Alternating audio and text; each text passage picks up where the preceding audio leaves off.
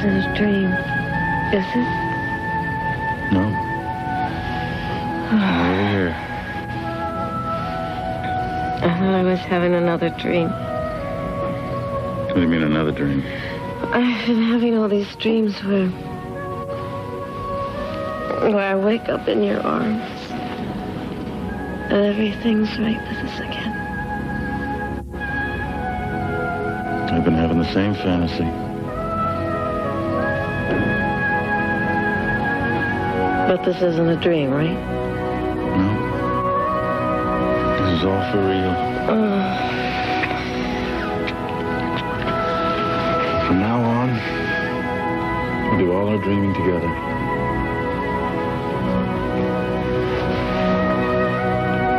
I love you. And I love you. Forever, ever, and ever.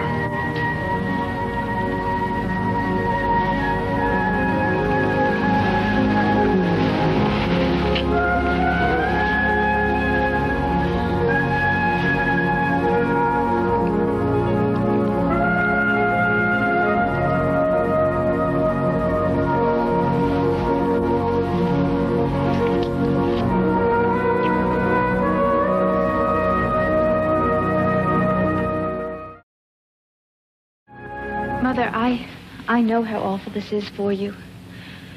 But Dr. Tyler died doing the thing he loved most, helping people. In the hospital where he devoted so much of his life. And you know how much the clinic meant to him. You know how happy it made him to be associated with the clinic. It's just that he worked too hard. He overextended himself. But that's the way Dr. Tyler was. He just loved giving to people and helping others. And his memorial is going to be just packed with people whose lives he touched. Charles was the finest man I ever knew. I was blessed to have him. And he was blessed to have you. He loved you very much. You made him very happy. Sweetheart, I love Charles with all my heart. I know. I'll get it.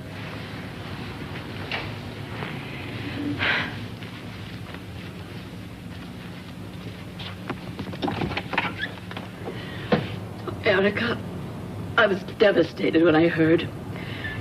It's as if part of me was gone.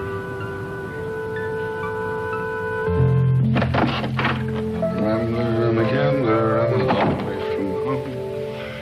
And if you don't like me, then leave me alone. Eat when I'm hungry, I drink when I'm...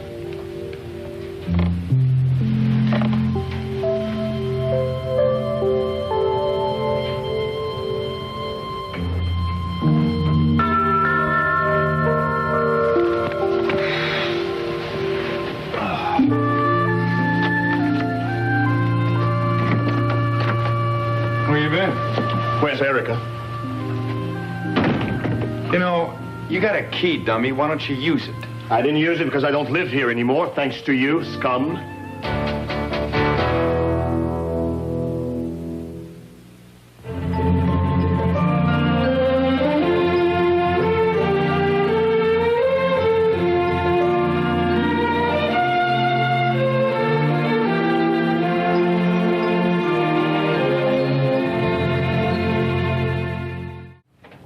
Bad news, isn't it? Now, I spoke with the family court judge, and it is possible that if you're convicted and sentenced to a long prison term, that in the case of a child Timothy's age, it is possible the courts might move to terminate parental rights. Terminate? He could be put up for adoption. That is inhuman. They can't do that. I'm not guilty. I had nothing to do with that robbery. But the judge might not accept your story. He has to. I was set up, and you know it. Now, I will not let anyone take my child away from me, Amanda. I will not allow it. We're at the mercy of the courts, Natalie. As long as I have breath in my body, no one will take my child away from me. Ross, Why didn't you tell me that Natalie was arrested? That she spent the entire night in jail on some trumped-up charge? Who says it was trumped up? Oh, come on. I know Natalie. She's not going to get involved in anything like that. Well, you don't think of her as a saint, do you? How could you and Palmer refuse to pay her bail? Well, I see Myra's been a little busy bee, hasn't she? Oh, stop that. I should never have had to find out from Myra in the first place. Please, you've got to tell me what's going on here. Help me understand. I mean, after all, Natalie has spent a lot of time and effort and energy helping Palmer walk again. He isn't walking yet. Well, he had a breakthrough, didn't he? That never would have happened without Natalie. Come. What is going on here? How could you turn your back on her after her loyalty to both... No, wait, just a minute, will you please? First of all, it has nothing to do with you, okay? And I see no reason she has anything to do with this family. Now, can we please just drop it? Oh, there is something really wrong going on between you and Natalie. What is that supposed to mean? That means that I know you. You don't have this kind of hostility towards anybody without good reason. Please don't shut me out. Tell me. Well, you said so yourself, didn't you? I mean, she had him on the verge of walking, and then she quit. That's good enough reason. Now, Ellen, please, stop it. There's nothing to do with you. I don't want to talk about it anymore.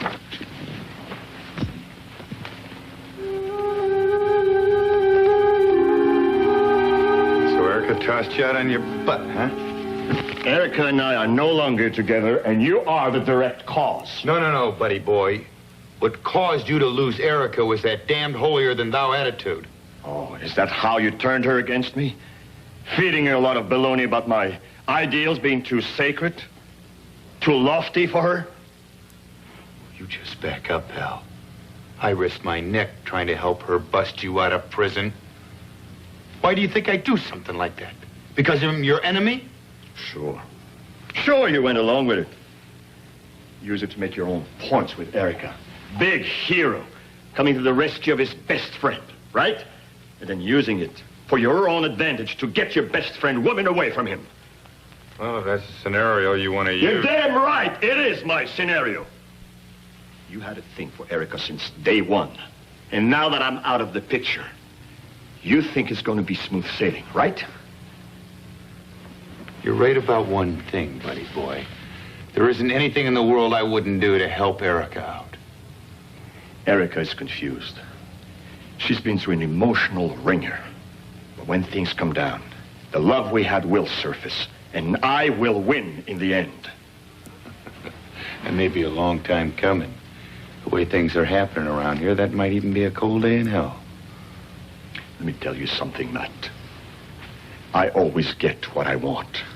That is the one thing you never understood. You're a loser. A professional loser. I'm going to get out. I'm going to find her. And I'm going to win her back.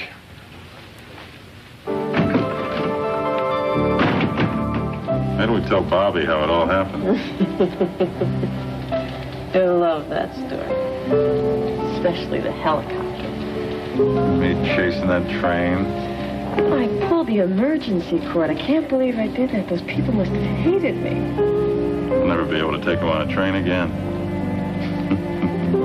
We.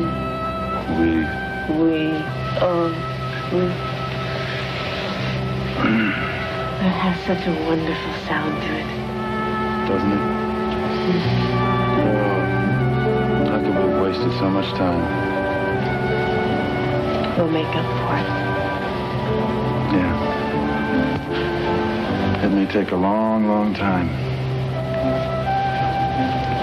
No, we have to get back to Pine Valley sooner or later. I think later sounds good to me. You're a very bad influence. I'm very much in love. I think we deserve the time together.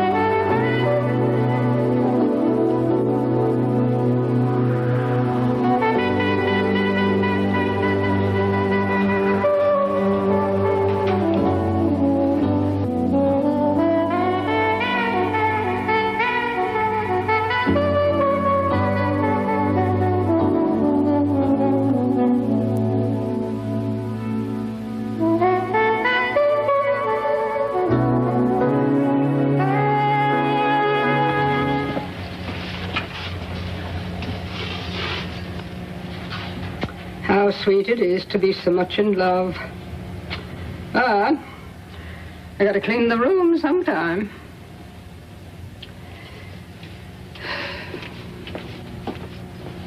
I'm sorry, Mrs. Hunter. Mr. Chandler's not here at the moment. He is there, and I'd like you to put him on the phone, please. All I can do is leave word that you called. Would you please stop playing this stupid game? I need to speak with him. I can take a message. You can take a message. Well, this is ridiculous. Oh, yeah, you sound like a puppet. I'm very busy, Mrs. Hunter. I am not an art thief. Do you understand? I was set up. Now, please, put Adam on the phone. It is urgent. I'm sorry. I don't know when he'll be available. They are trying to take my baby away from me. Do you have any idea what that means? Have you no compassion at all? I'll relay the message. Good day, Mrs. Hunter. Is she in a bad way? I think we've got her precisely where we want her. Good. She'll do exactly what I want her to. Damn him! Damn him, damn him, damn him! Nat? Oh, my darling Timothy. Timothy, sweetheart, my sweet baby. My sweet baby. Mona, I can't tell you what a shock this is. It's so sudden. Charles never had any heart trouble that I knew of. Well, at least he died without suffering, and we can certainly be thankful for that. Well, he worked too hard. When he retired, he should have just spent more time and leisure instead of throwing himself back into that emotional maelstrom. Charles died doing the work he loved the most, Phoebe. And I'm very grateful for that. If he could have chosen, this is what he would have wanted. Were you able to see him before? Yes. Joe called me immediately, and I got there, and I was able to take his hand and tell him how very much I loved him. Oh, Mother, don't do this. Don't talk about this. I'm It all hurts right. too much. I'm all right, darling. I understand your grief, Mona. I certainly do. Of course, I had Charles during his prime years when he was at his best and when he was so very happy. Well, of course, he was even happier in his later years, Mrs. Wallingford, when he married my mother. You know, that, of course, that there's a memorial at Grace Church, and I do hope you'll be able to attend. Yes, I know, Mona, and indeed I will be there. And I've also arranged to have a post-memorial gathering at my home where Charles spent his happiest years. Well, that's very kind of you. Well, I just felt it was appropriate. I do, after all, have much more space and, well, more commodious surroundings. I appreciate your offering, but we will be having the gathering here in my and Charles's home. But it's so cramped here. I mean, you couldn't possibly accommodate all those people. Well, we're not having anyone but immediate family and some very, very close friends. We've cabled Lincoln Kelly, and we've called Chuck, and I do hope that you will come too. Well, as you've already made your plans. I do appreciate your offer, and I respect it. And I respect all of the years that you and Charles had together. Thank you, Mona. Well, I really must go. I'll see you both at the church. Yes, well, thank you very much for coming, Mrs. Wallingford. Quite welcome. Oh, Jeremy. Mrs. Wallingford. Goodbye, Mona. Right. Erica.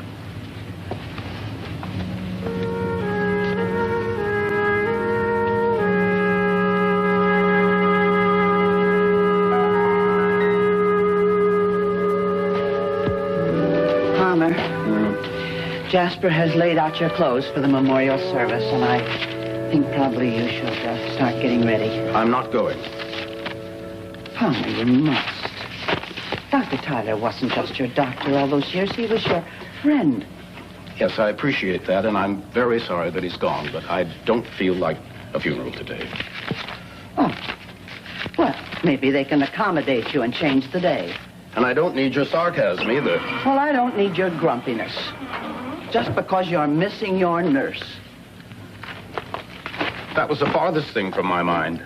Oh, Prue, then why are you going through all these papers trying to find some kind of news of Natalie? I am checking the financial pages. You're worried about Natalie.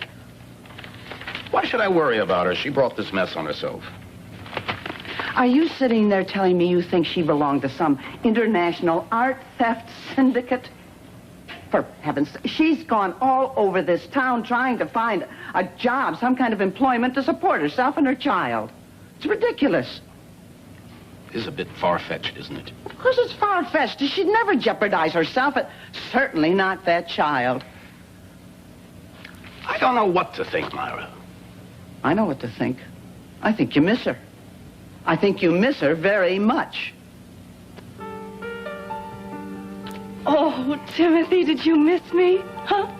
Oh, did you miss me? Oh, I miss you so much. Oh, yes, I surely do. I miss bathing you, and I miss feeding you, and I miss rocking you to sleep. What you looking at? Isn't that pretty? Oh, you look wonderful. Donna's taking good care of you. Do you know you are even more handsome than the last time I saw you? Oh, come here. Come here. Oh, Donna, thank you. Thank you so much. This is the best gift anyone ever gave me. Well, what did your lawyer say? She says there's a chance I might lose Timothy. What? Oh. If I'm convicted, oh, sweet, and I'm sent to a long-term prison, the court could put Timothy up for adoption. No, they can't. You're his mother. You got rights. Well, if I'm convicted, I lose my rights. Donna, listen to me. Please promise me you won't let them take him away. If they come for him, you run. You run. Someplace where they can't find you. Please promise me you won't let him take him away from me. He is all I have, and he needs me. You have got to protect him, Donna. You have got to. They didn't go for it, eh? Darling, they won't go for any more extensions. What about Erica's offer to increase it by 10%? Wouldn't even listen. They're tired of being maneuvered. They don't want no more changes. They want to move into the house as quickly as possible. That's going to be rough on her. I know. I dread telling her, too, now, especially with her stepfather, you know. It's not going to be easy. Maybe you won't have to. Listen, I think I've got a solution to this whole problem. Get over here right away, and I'll fill you in as soon as you get here. Oh, well, darling, don't move, and I'll get there as soon as I can. Bye-bye. Mona, I am deeply sorry. Jeremy. There's anything I can do or say to be of help? No. Your coming over is very helpful. He was a fine man. I've never met anyone that I like more than Dr. Tyler. Perhaps you'd like to come to the service, Jeremy. Yeah, I'd love to. I wish that there was some way that you two could resolve your differences. Thank you, Mona. And now, you have to excuse me. I have to get finished dressing. Thank you. Sure. If there's anything I can do for helping you. No, nothing. But I do appreciate the thought.